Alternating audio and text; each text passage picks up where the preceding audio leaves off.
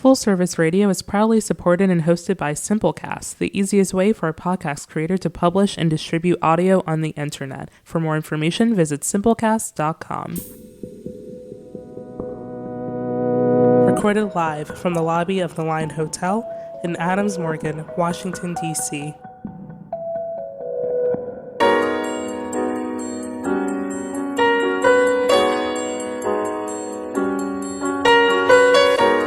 Welcome to Black Girl Missing, a podcast that covers stories of Black girls who were reported missing when they were under the age of 18. We are exercising caution and social distancing by recording for you from our homes in D.C., Philly, and the Jersey Shore. This podcast is brought to you by Full Service Radio. Due to the sensitive and sometimes graphic nature of these cases, we advise listeners to use caution when listening. Black Girl Missing is supported in part by New Voices for Reproductive Justice.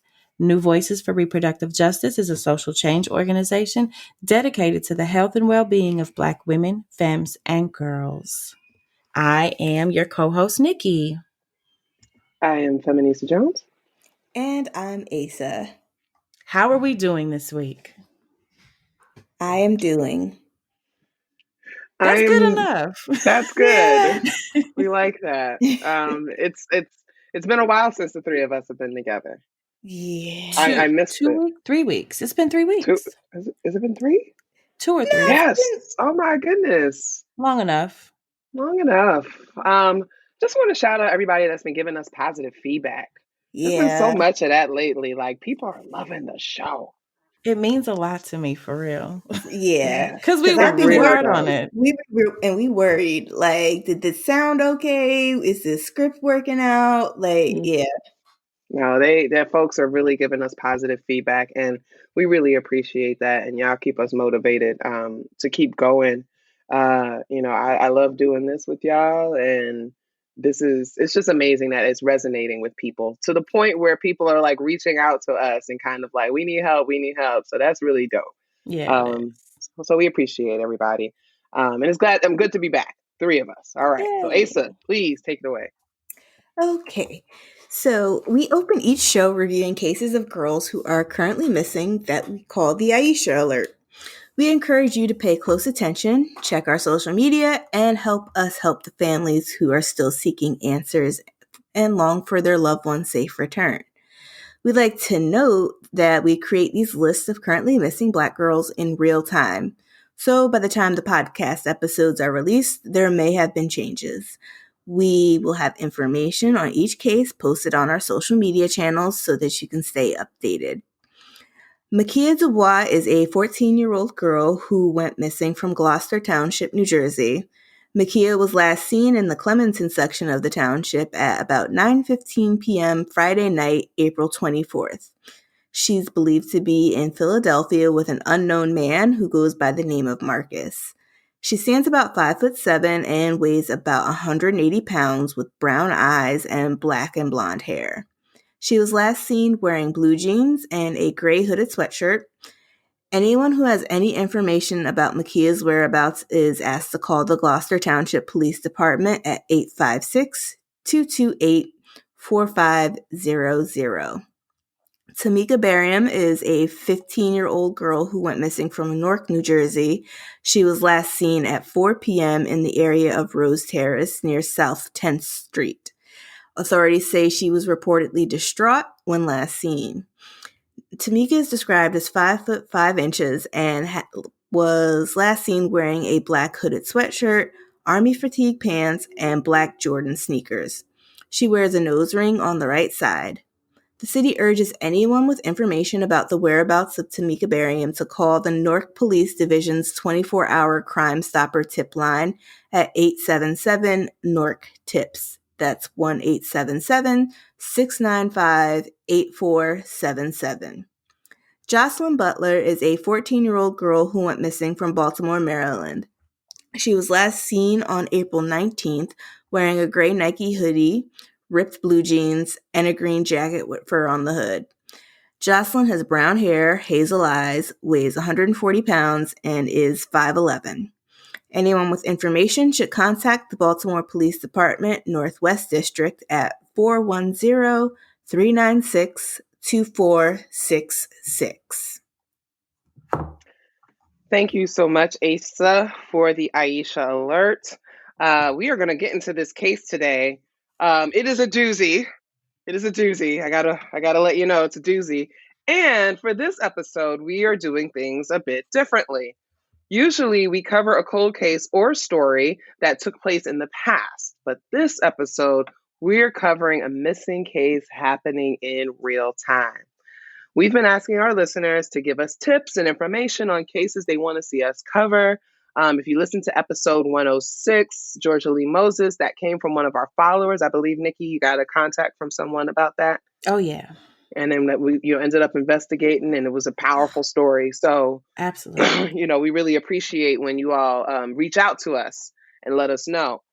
So we received an urgent message on Facebook about the story of a missing teen named Briana McClellan. And the story is actually about two missing girls, the other being Keimyah Freeman. The two girls are cousins and they may be together. They were last seen on April 5th, 2020, not very long ago, around 3 a.m. in Hampton, Virginia. Their disappearance is suspicious, and we'll get into why in a bit. Now, Nikki, I know initially you were going back and forth with the person. Yes, absolutely. They were given a lot of information, and I think I checked the messages and saw, that this interaction was happening. I was like, well, let me look into this too. It could be something that we could work on. Right. Maybe for the Aisha alert. And I think, Asa, you had it on the Aisha alert, yep. actually. Yeah, but then there's just something more to this that we decided, we were going to dig deeper and bring you something that's happening in real time. By the time you hear this, the story may be different. That's the nature with the podcasts of these types. But just know that as of April 29th, 2:30 p.m. Eastern Standard Time, these girls are still missing and this story is still in process. All right. So Briana is 16 years old. She's described as having black hair, brown eyes, and she's 5'1" and 130 pounds. And I'll say that she has like medium brown skin tone. Keimyah is 17 years old with black hair and brown eyes. She is described as being 5'4" and weighing 130 pounds about. Again, medium brown skin. They look like regular black girls from around the way. Okay. Keimyah was said to be wearing a gray hooded sweatshirt, gray sweatpants, and light purple Crocs at the time they went missing. Briana was said to be wearing a white t-shirt, red sweatpants, and no shoes. We often talk about, no shoes. We talk about the importance of these kinds of detailed descriptions. This is why, right? First question we have, why did Briana have no shoes on at 3:00 in the morning? Okay. And why didn't we get this information for almost 2 weeks? Right. So when they first went missing, this was not revealed. Okay.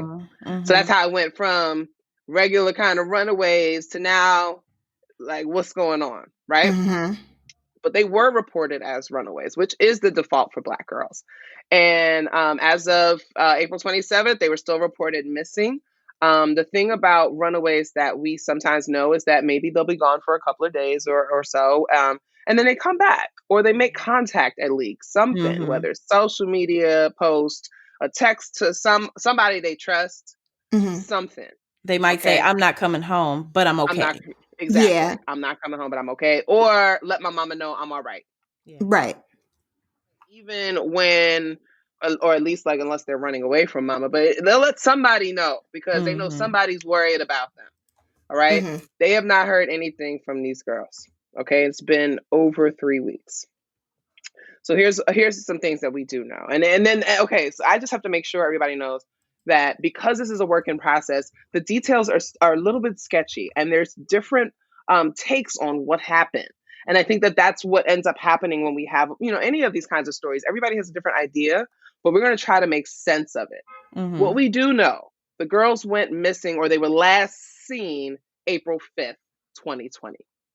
Okay. That's the last time anybody can identify. And we have this Aunt Maisha, who has kind of been the family spokesperson, has been doing a lot of the work around this. In a video recorded with the local chapter of Black Lives Matter, she said that she got a call from Keimyah saying that Briana was not in her room. She woke up and Briana was not in her room, and she called to let Aunt Maisha know. And Maisha says she called the police, and they all gathered at her house, and to do this report or try to figure out what was going on. Now, the first question, I mean, we don't know if they were in separate bedrooms, if they shared a room. We actually don't even know where they were. Okay. The details about this stuff is weird. Why? I'm going to tell more later, but the families are not cooperating as much. So now, this, do they live with Maisha? No, we don't think so. We don't know. She won't say. It's weird. Huh. They don't live with her, to what we know, but they stay with her sometimes. Okay. Aunt Maisha is like the aunt everybody wants to have. Mm-hmm. She's the down aunt, the cool aunt, and she describes herself as being Keimyah's aunt and Brianna's big cousin. So whatever the family connection is, it's kinfolk. That's all we need to know. They all kinfolks. But Aunt Maisha is, that auntie that everybody loves. Right. And she says that she got this call from Keimyah saying that the two of them were in the same place, but she woke up, Briana wasn't in her room, so she got nervous and she was scared. This whole thing about, and Maisha called immediately that day. This whole idea that you have to wait to call the police. I think we'll say this every time we need to. That's not true.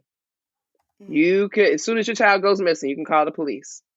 I think what ends up happening is that some parents may suspect that, maybe my kid did run away, especially if there was a fight or argument or something, and they want to give them a couple of hours. They want to give them a day or so to kind of cool down. And if you want to come back, Right. So I think that's why we don't hear about a lot of kids going missing, or teens at least, for a couple of days. Because parents, they're like, well, maybe they'll come home. Right. But you still should just put a police report in, because you just never know. I'd rather put the police report in and the kid comes back 2 hours later than to not have alerted the police and 2 days have gone by and we've missed precious time. Okay. Right. So we know that Keimyah goes to Bethel High School and Briana goes to Phoebus. They're both located in Hampton, Virginia. Auntie Maisha describes them both as athletic and sociable. Maisha said the family has looked everywhere they know. And that they've gotten some tips that the girls have been cited, like at Walker Village or Denby Boulevard or Patrick Henry Mall. But we also know that people will call in tips, trying to be helpful or whatever. But again, and we'll have their pictures on our social media and website, but they look like average, regular teenage Black girls. They could be mistaken, by anyone, which is why the descriptions are really important. We also know that Briana has short, natural hair. Sometimes she wears braids. Keimyah she often wears her hair pulled back. She's got a little bit of a wave to her hair. So, these kinds of things are important. They're a little bit different. So in this video that they did with the local chapter of Black Lives Matter to try to get some information out, Aunt Maisha was doing most of the talking. So Maisha was there. Keimyah, who is Keimyah's mom, and Felicia, who is Briana's mom. The three of them were there. They were seated on the couch with this brother from Black Lives Matter, and they're telling the story. So this is where we find out that they've gotten these tips. People said there have been sightings, but we don't know. My first thing was like, why are the moms not talking? Yeah. And then like Briana's mom interjected a little bit, but it was really Maisha who was kind of telling the whole thing. Okay. Right. And I was a little concerned about that. I'm watching body language and things like that. Keimyah, who is Keimyah's mom, she doesn't say anything. She doesn't say anything until towards the end, when she says, I'm watching her body language. She says, I just want people to know that, nothing's wrong at home. Nothing's going wrong at home. They had no reason to run away. And she says, this is a choice they made. So that could be a lot of things. That could be her being very aware of the stereotype that Black homes are full of violence, and she doesn't want that to be the narrative around it. It could be that she's hiding something. There's so many, we don't know enough. There could be some other rumblings. Yeah. So I'm nosy. Oh, My of course. true crime hat went on, and I went digging.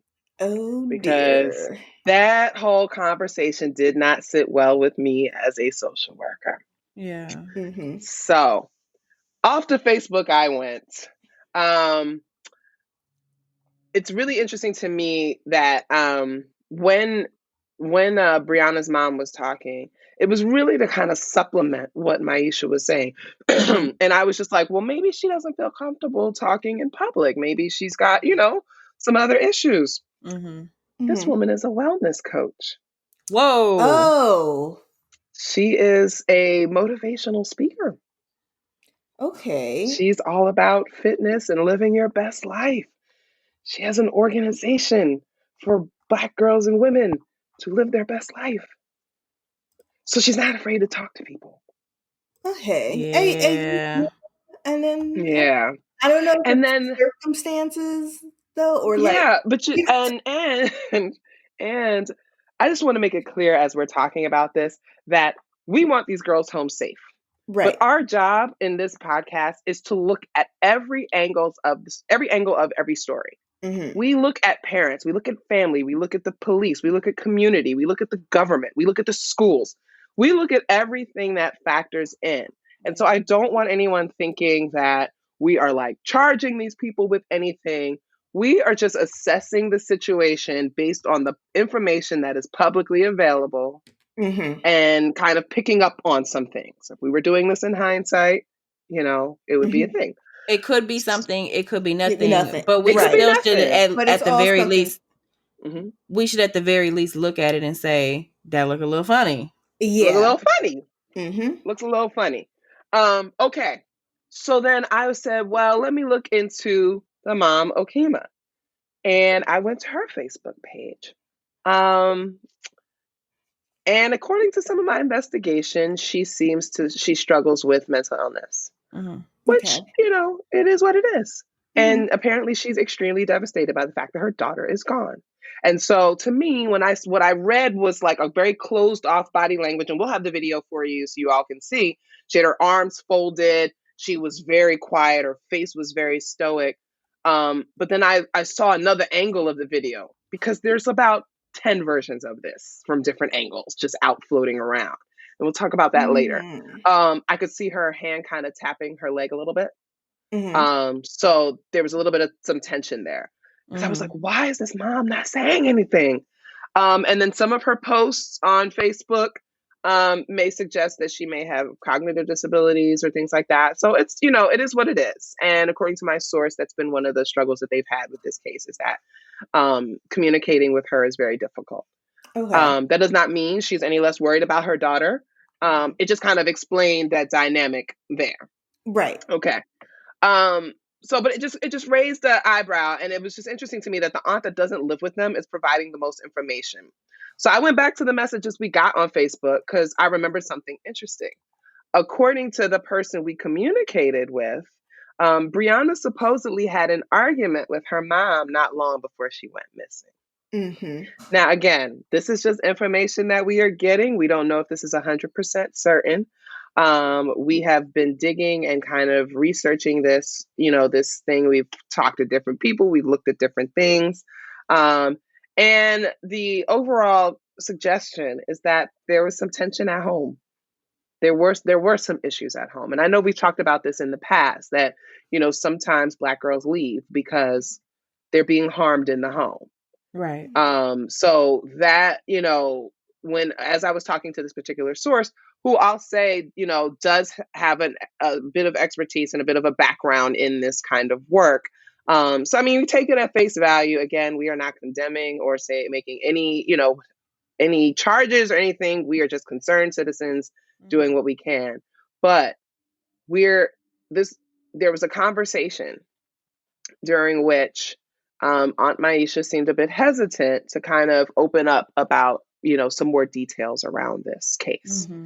And that seems to be an ongoing thing. It is very difficult to get people to talk, which is a red flag. It is. Yeah. Because I know this. If my kid went missing, I know the two of you and I, we would be everywhere. Yeah. Like just bringing every alarm, everything. We talk to anybody that be listening. Anybody who wants to talk about this, write about this, post about this. Right. Here's my story. Here's the story. We got to find them. Right. So as I'm going through people's social media profiles, I'm a little concerned that there's not a whole lot of that. Yeah. Mm-hmm. I've actually noticed that quite a bit. Like when we go over our Aisha alerts, I'll go searching for somebody and they'll be like just a little blip. Yeah. A lot of times the social media accounts of these family members, it says so little. And I wonder if that is just an even louder declaration of how little we as Black people can trust the public, the court of public opinion, police, community organizations, how we feel about letting them in and airing our so-called dirty laundry, letting them into our homes, talking about our private stuff and our families. And knowing how people swarm social media. I mean, like I went investigating, I was able to find their stuff. You know, I'm not the type to comment and be like, what'd you do to your kid? But some others might. So I get that. Right. And I'm sorry, but I also thought about there's someone that we care a lot about whose her son went missing recently. People were so nasty to her. They said awful things about her being a mom. They said awful things about her character just as a person. So I can imagine, you know, some people, especially if they're not well versed in social media politics, they might not want to talk a whole lot or be very open because they don't want people judging them or dragging them, so to speak, or talking, you know, mess about them. They just want to find their kid, or there could be a fly in the milk. There could be a fly in the milk. And so, but here's where the story changes a little bit. So according to one source that I've spoken to, they're saying that Briana was actually at home with her mom and her stepdad and her other siblings, and that she had a fight with her mom and left the house at 3, somehow connected with Keimyah, who was not in the same place. And then the two girls left together or, you know, kind of disappeared together. Now, that makes a little more sense to me, and here's why. As I'm looking through the family, you know, their backgrounds, I'm studying them a little bit. It does make sense to me that Briana was at home and whatever happened, maybe something happened, and she calls her cousin, who's probably like her best friend. Apparently, they were very, very close. Calls her and is making some kind of desperate move or whatever. And her cousin is like, all right, well, I'm gonna come with you, or, you know, just come over, or, you know, whatever it is. And so this idea from Aunt Maisha that Keimyah called her to report that Briana wasn't in her room, part of me thinks, did Briana go over to wherever Keimyah was and then she woke up again and she was missing? Or, you know what I mean? I don't know. There's another part, like another individual with a home that's involved, and they both went over there. Like, this is very, very sticky. Right. And I don't know what Keimyah's mom's living situation is. It may be precarious. So, you know, all we know is that these girls went missing in the middle of the night on April 5th. Yeah. And they are expected to be together. And I don't know how they got the details about Briana not having shoes on. Yeah. This is kind of tripping me out. But if you're running away from home with no shoes, something's going on. Up. You're running from something. You're running from something. This isn't some cutesy trip you plan to take with your friends and go somewhere. You didn't pack a bag or something like that. You didn't pack a bag. You have no shoes.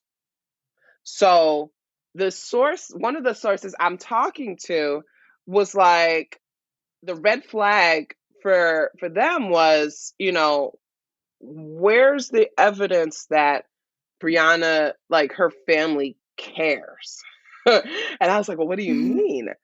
And the source was like, if you look at their Facebook page, you don't see any recent pictures of Briana. And I was like, wait a minute, what do you mean? So I go and like I see the stuff about the missing teens and things like that, but I was just like, as I looked, I was like, wow, her mom really doesn't have any recent pictures of her on there. Now, the mom just had a baby, probably in January, because I did see a picture of her in October being 6 months pregnant. She just had a baby. So sometimes, new babies come, jealousy gets in, there could be all kinds of things. I thought about that. But then there's 2 younger siblings in between Briana and that small baby. She's used to this. She's got other siblings. That's not it. So the source that I was talking to, they said that they were in touch with Keimyah's parents and that Keimyah's dad has been working with them to try to get this information up on the National Missing and Unidentified Persons System, which is also known as NAMUS. Like working overtime. I'm looking, every post they have is about these girls being missing. Darius Freeman is his name. That's Keimyah's dad. Posting everything. Wants his daughter back. Okay? Keimyah's Facebook is a lot of her taking requests to sing songs to people. As in currently? Yes.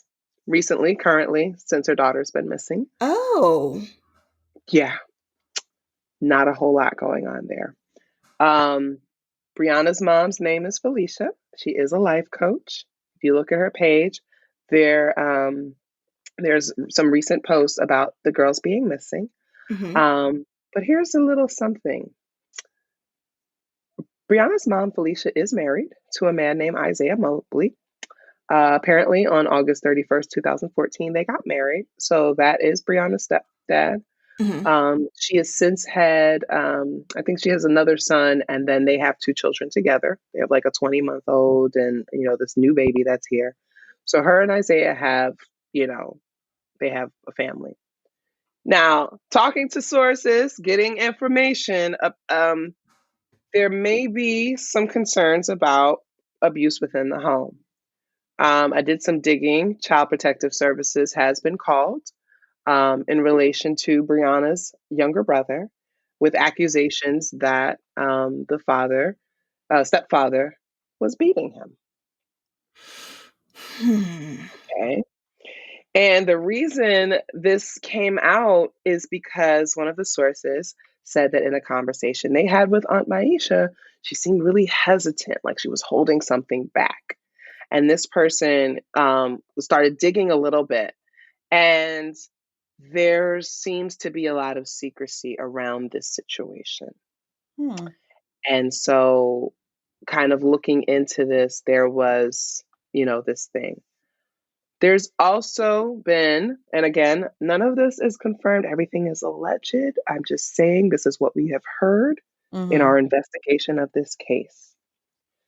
Allegedly, Briana confided into people that she trusted that her stepfather was molesting her. Okay. And apparently, according to some sources, the family, like the mother and daughter and son, moved to North Carolina last year, and that they were supposed to get a divorce. Now, we know that, she went back, obviously, and we know that happens. If there is a situation of domestic violence, if there is a situation of abuse, we know that it takes an average of 7 times for a woman to leave an abusive man. Yes. Okay. So, according to one source, Briana confided that Isaiah was again touching her or something. However, the family is so tight-lipped about this, right? Because, and like us, we want these girls home. So I would imagine that if there's this stuff going on, they don't want to be disregarded, right? They don't want it to be like, oh, y'all got a broken family. We ain't gonna bother with you. because we know that happens. Mm-hmm. But I think that this is super important to thinking about what's going on with these girls, particularly Briana. Mm-hmm. Why are you leaving this house at 3:00 in the morning, okay, with no shoes? Yeah. Right. Okay. So I went and I did some more digging. On April 7th, Briana's mom posted on Facebook, so my daughter Briana McClellan took it upon herself to run away, and I've not found her yet. The took it upon herself part is really fucking with me. Mm-hmm. Like, it's reminiscent. Like, it goes hand in hand with why when police label someone as a runaway, they're basically shelved. It's like you're acting as though children are making adult, like, thinking as an adult. And that's not it. Like, these are kids, their brains aren't fully developed. They're making, whether it's a rash decision over something minor or a rash decision over something huge, like being assaulted at home. So there's still reason to be looking into it. She took it upon herself as if she's a grown adult who decided that she doesn't want to live at home anymore and she can get a job and work and have her own place. And this was 2 days after they went missing. So remember, we were talking earlier about sometimes, parents kind of wait like, they're just being teenagers. Maybe they'll come back or whatever. So this is 2 days later that she's posting this. Okay. And this is the first time she's talking about it. Okay. But then on April 27th, she was posting about her being missing with the message, "It's never too late to come home." And then there's videos of family dancing to Frozen. They're playing and singing with each other. There's, the babies in the photos. They recently had a child. Outside of that, though, one of the sources was right. Like, there are no recent pictures of Briana. There's pictures of the smallest children, two youngest children. There's pictures of her husband. There's a lot of selfies, a lot of things like that. But we don't see anything with Briana. And that raises a little flag. Maybe it's a teenager who just does. I mean, I've got a teenager who's kind of like, "Mom, why you keep taking pictures of me?" I do it anyway, but I just thought that it was something. So there's two things I noticed. Briana's social media pretty much stops doing anything like mid-March, which makes me wonder, was there something going on that prompted her to sort of kind of like go dark online? Like, I don't want to post anything. I don't want to post any pictures. If you look at her pictures, she appears to be a very confident girl. She appears to be, very satisfied with her appearance. She's absolutely adorable. She has the cutest, like, blue afro. She's, she seems like a very energetic kid. So for her to just not post anything. And then I also noticed there is zero mention of her from her peers. I'm curious about what type of friendships she had. I don't see any, like, find my best friend or this is, I don't see any of that.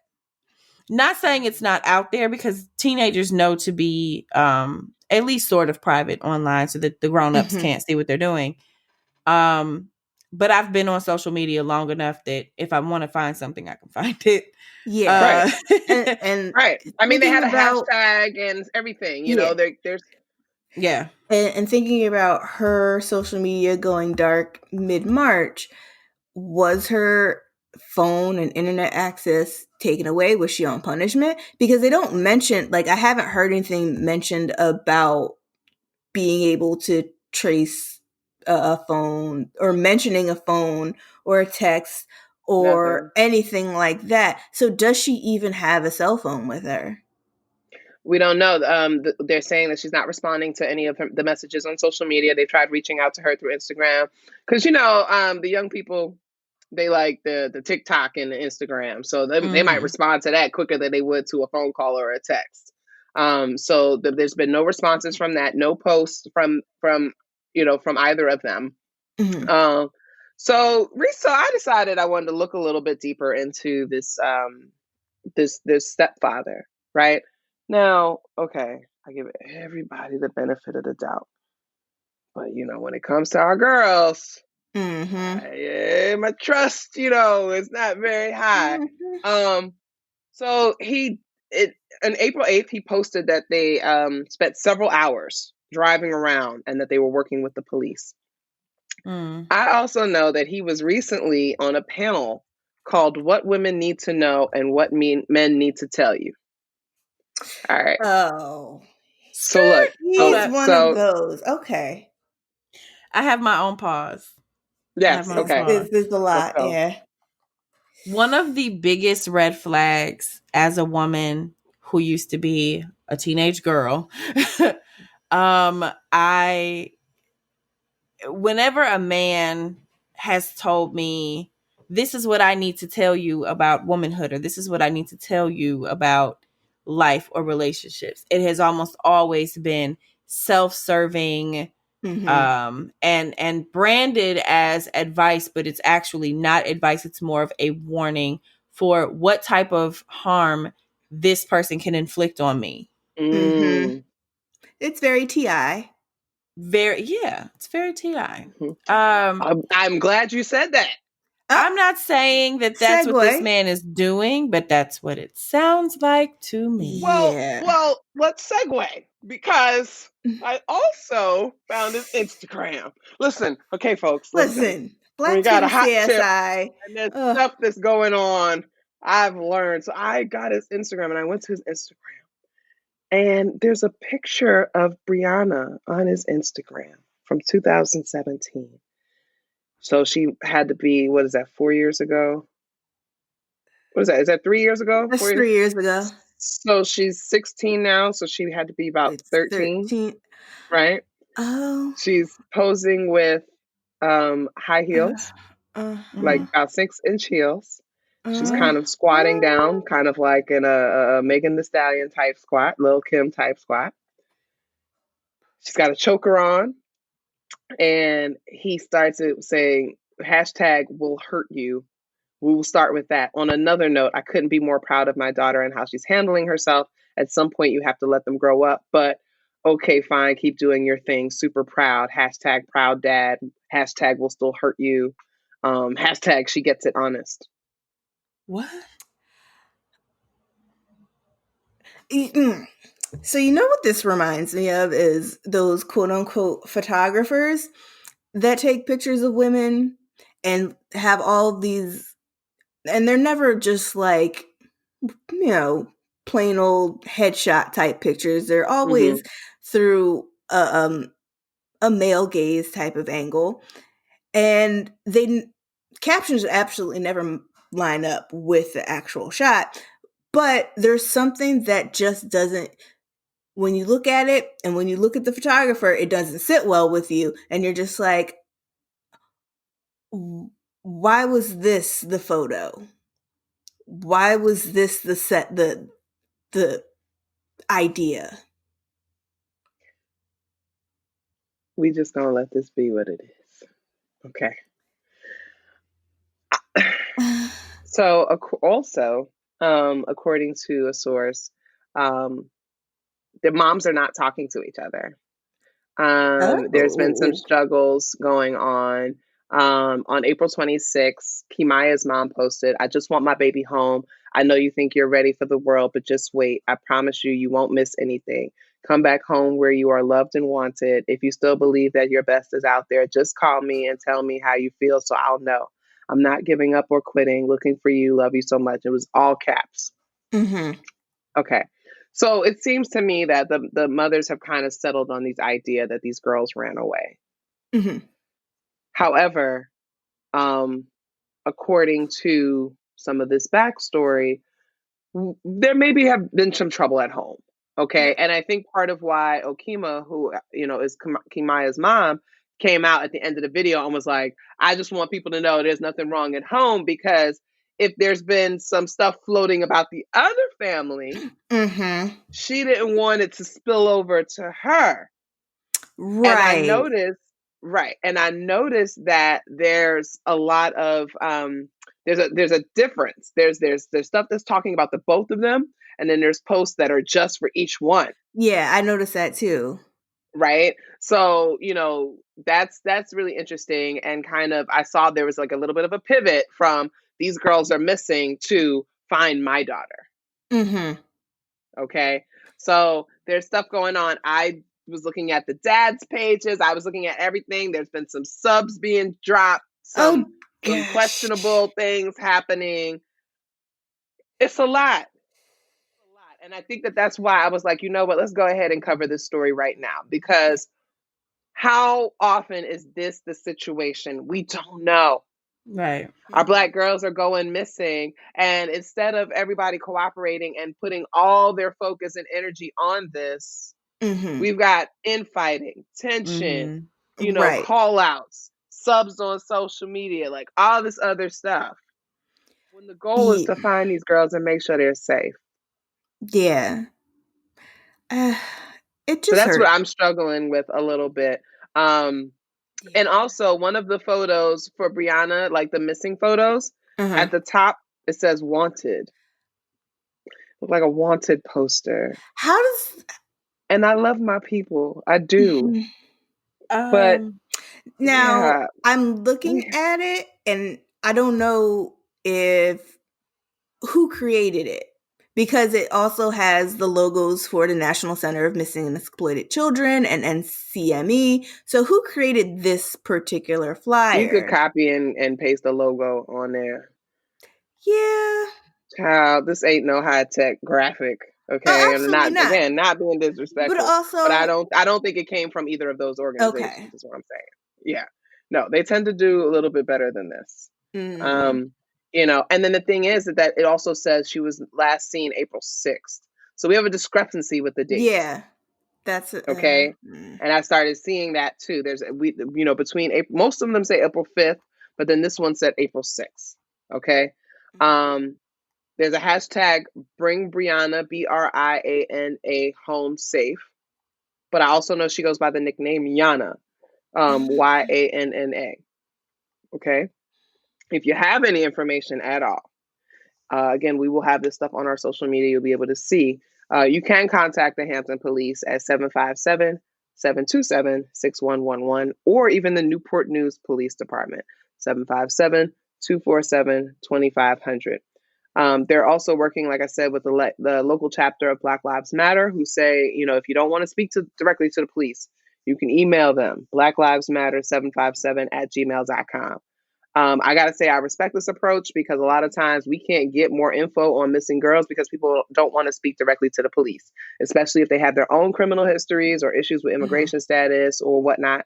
So I'm hoping that this is a model that we can use going forward, where local activist groups kind of intervene and serve as a buffer between the community and the police. Come talk to us, all anonymous. We'll take what we learn. Same way as we're talking about this, I have not revealed our sources. I have not done any of these kinds of things because, there's concern. Obviously, there's concern for the safety. If there is a domestically violent situation happening at home, we don't want it to be exacerbated, just in case somebody happens to come across this. Again, everything is hearsay. It is alleged.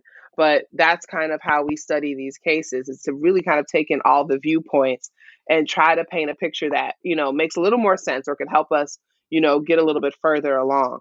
Right. That story of a girl having a mom with a stepfather who is, could possibly be abusive, her being this older child, them two having kids together. That's not her dad. She's not his child. There could be tension there. There could be fighting. There could be a whole bunch of things that are going on. So we bring that up just so that we think, and again, there's allegedly been some investigations on him around, Child Protective Services and, abuse of this younger son that is there. There's a lot going on, and the family is so tight-lipped. The mothers are not speaking to each other for whatever reason. Auntie Maisha seems to be taking the lead and seems more invested in finding these girls than anybody else in this whole scenario. it seems from the things that the parents have been posting that they've kind of just accepted that their daughters ran away. And it's like, oh, well, if you want to come home, we'll be here. But I'm not convinced that this is just a young teenage, girls will be girls kind of thing. Mm-hmm. I'm not. Yeah. There's too many questions here. The fact that we don't even have a consistent story. We don't know how Keimyah ends up missing too. Yeah. And where were they? Where were they going? Where were they sleeping? What was like the beginning? Right. The beginning of the story, which is very important, is so fuzzy. When I talked to one of my sources to try to clarify, the source was like, we don't know. They won't give us clarity. They won't tell us.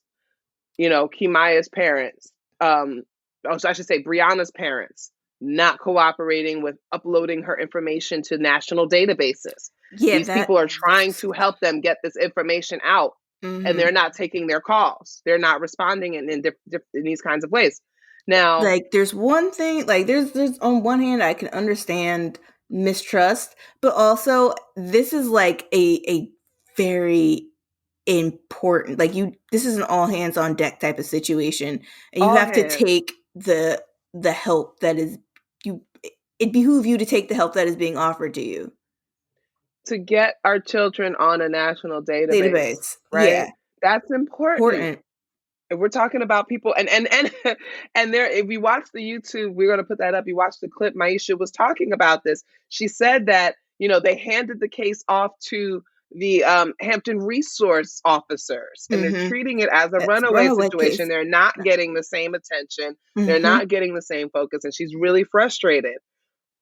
Part of what we were talking about in the last couple of episodes was these parents that are super invested, that won't shut up. What happened with their kids to the point they're on America's Most Wanted? Yeah. They're pushing. They will 10 years later, they are still talking about this.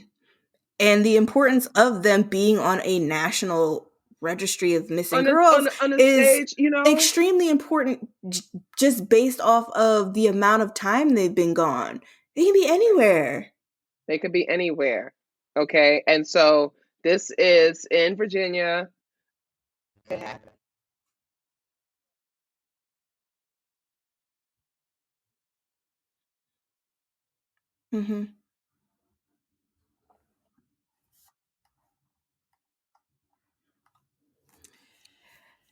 Yeah.